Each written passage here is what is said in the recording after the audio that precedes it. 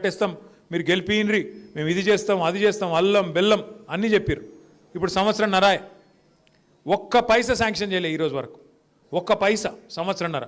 అంటే ఓడ మీద ఉన్నంతసేపు ఓడమల్లన్న, ఒడ్డుకెక్కినాక బోడమల్లన్న.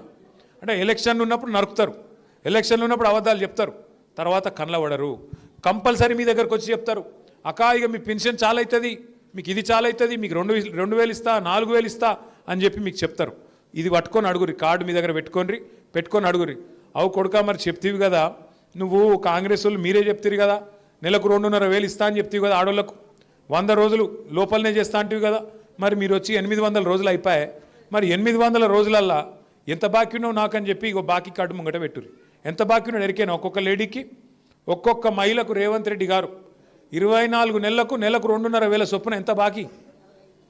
లెక్కలలో అందరూ పూరా కాదు, 55 కాదు, నెలకు 2,500, 10 నెలలకు ఎంత? 25,000, 20 నెలలకు ఎంత? చాలా పూరున్నారు లెక్కలలో మీరు. మొత్తం 60,000 ఒక్కొక్కరికి బాకీ ఉన్నాడు రేవంత్ రెడ్డి. 60,000 రూపాయలు ఒక లేడీస్కు, రైతులకు బాకీ ఉన్నాడు, లేడీస్కి బాకీ ఉన్నాడు, ముసలోళ్ళకు నెలకు 4,000 ఇవ్వాలి, 2,000 ఇస్తుండు. మరి 24 నెలలకు 2,000 చొప్పున 48,000 ముసలోళ్ళకు బాకీ ఉన్నాడు, వితంతువులకు 48,000 బాకీ ఉన్నాడు. ఇప్పుడు కాంగ్రెస్ వాళ్ళు ఎటువంటి వాళ్ళు అంటే, అవన్నీ తర్వాత అక్క, నేను ఇప్పుడు ఓటుకు ఒక 2,000 ఇస్తా, నీకు నాకు ఓటే అంటాడు. మీరేం చేయాలి ఎరికైనా? ఆలోచనతో పనిచేయాలి. మోసాన్ని మోసంతోనే జయించాలి. వాడు మోసంతో ఓట్లు తీసుకున్నాడు, మనం కూడా మోసాన్ని మోసంతో జయించాలి. పైసలు తీసుకొని ఓట్లు మాకే ఇన్రు అంటారు. అప్పుడు ఏం చేయాలి ఎరికైనా? మీరు వాళ్ళు చాలుగాలు మళ్ళీ ప్రమాణం చేయమంటారు, అమ్మ దేవుని పటం మీద ప్రమాణం చేయంటారు.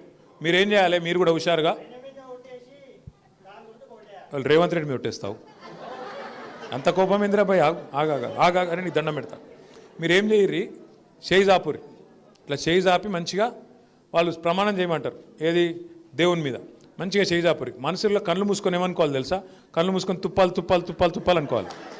ఇక బయటికి వాడు ఏం చదువుకుంటే చదవాలి, అప్పుడు మీకు తగ్గదు. అర్థమైందా? భయపడకురు, ఏం కాదు. అమ్మో ప్రమాణం చేసినాం కదా, ఆయనతో ఏమైనా అవుతుందేమో, ఏం కాదు. మోసాన్ని మోసంతో చేయించాలి, ముళ్ళుని ముళ్ళుతోనే తీయాలి. అర్థమైందా? పక్కానా?